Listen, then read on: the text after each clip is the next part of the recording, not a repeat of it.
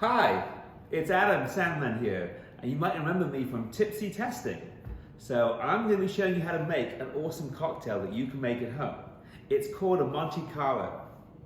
So how do you make a Monte Carlo? Well, what you're going to need before you start is some decent quality bourbon. You're going to need some Bénédictine. You can get this at your local liquor store. And you'll need some Angostura bitters, which you can get at a liquor store or online pretty easily these days.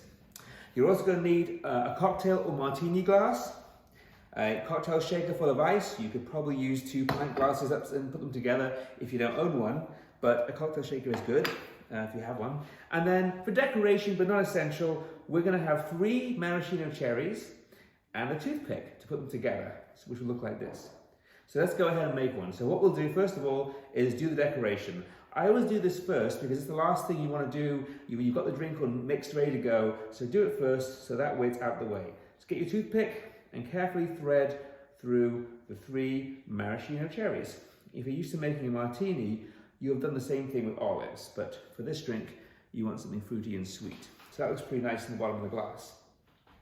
Next, what we're going to do is get our cocktail shaker full of ice. About 2/3 full of ice. And we're going to mix in the bourbon first of all. And I would usually put in, I'm making 2, so I'm going to double the quantities. So I would do for 1 about 3 shots of bourbon. So I'll do 6 to make both drinks. And of course you can always adjust these quantities if you like it sweeter or less sweet. 5, 6, there we go. Benedictine's quite sweet, so if you like it sweeter, just put more in. So now for the Benedictine, I'm going to use 2. So it's 3 to 1 for a single drink, or 6 to 2 if you're making 2 of them like I am.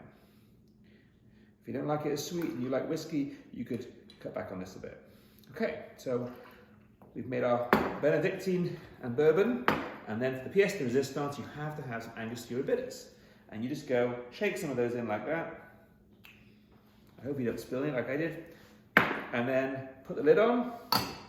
Now the fun part, like in the movies, shake the cocktail shaker.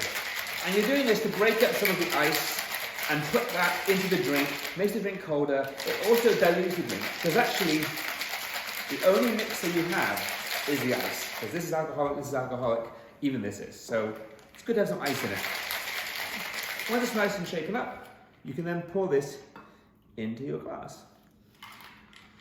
And it should be like a brownie ready color, depends on the bourbon you're using and how much Benedictine you put in. That's a good amount there.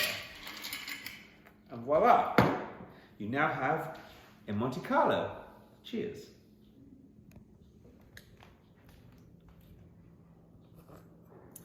Perfect.